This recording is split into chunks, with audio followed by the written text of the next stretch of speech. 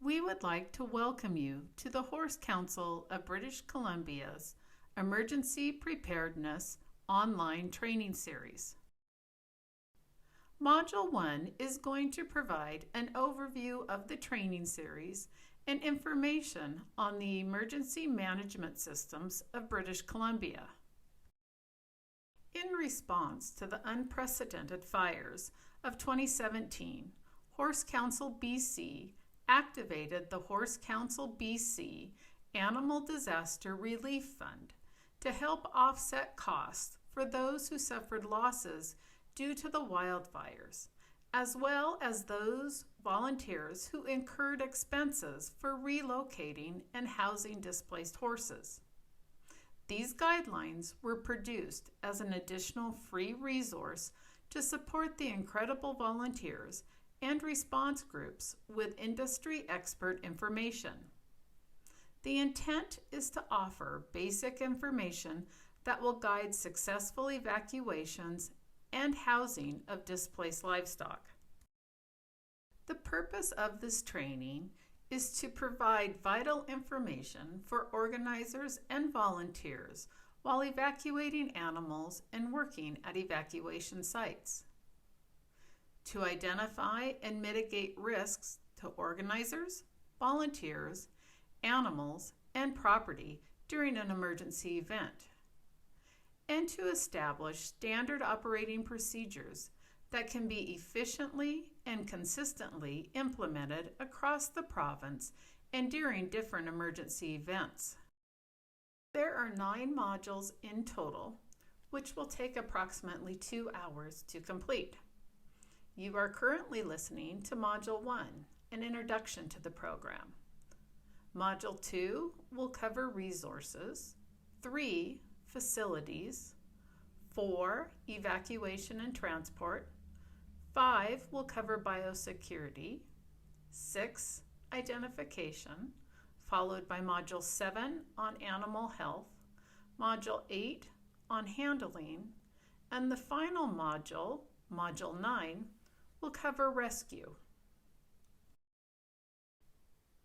Everyone involved must be aware that whether you are an organizer, volunteer, or an owner of animals, there is a significant amount of responsibility and risk that comes with overseeing and/or volunteering during an emergency event that involves animals.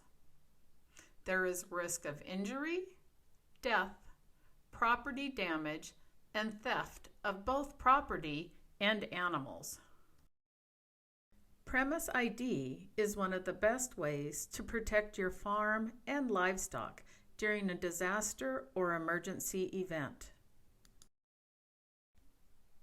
The British Columbia Premise Identification Program was established to reduce the impact that livestock disease or natural disaster emergencies had on animals, their owners, and their properties. It became mandatory in 2022 to register your farm or facility within the province and is a free and confidential service. The Premise ID program has proven successful in helping locate livestock during disasters. To register your farm or facility or to find more information on Premise ID, go to the web address shown on the screen or Google Premise ID BC. We are now going to do a quick overview of emergency management in BC. Emergency Management BC is the coordinating agency for the provincial government's emergency management activities.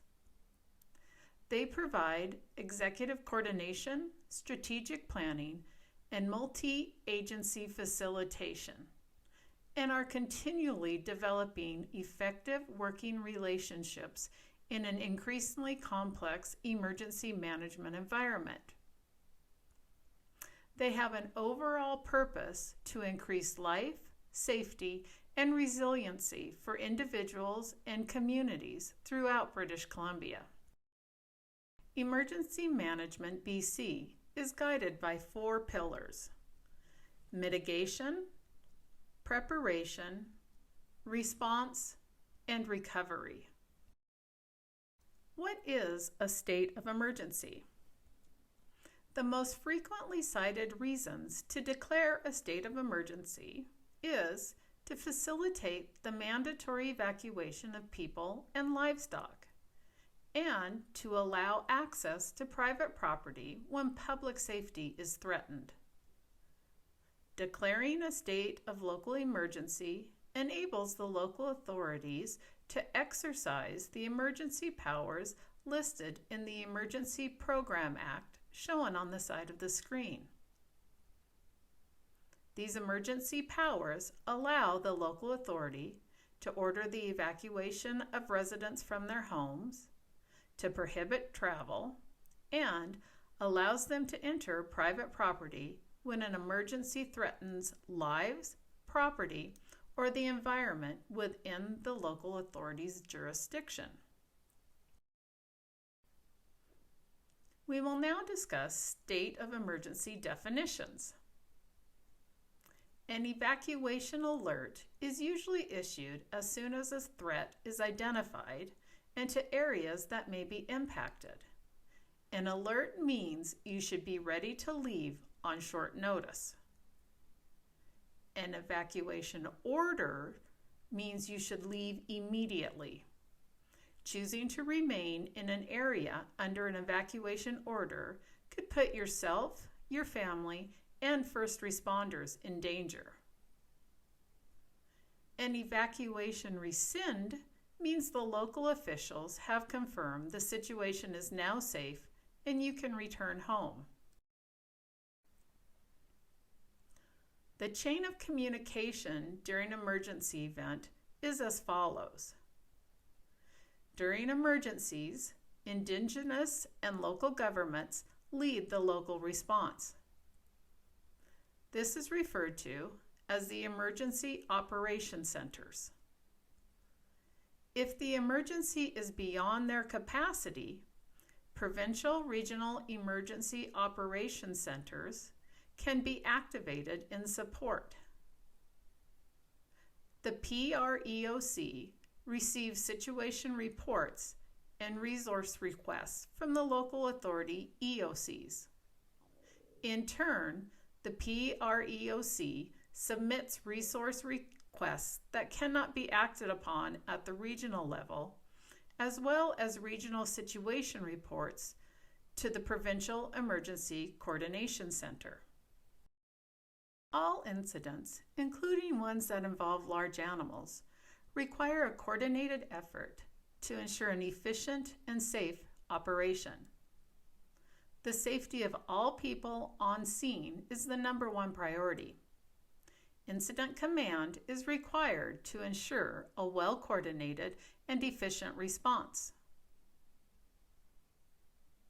Incident command means that one person is in command and that person must be kept informed at all times.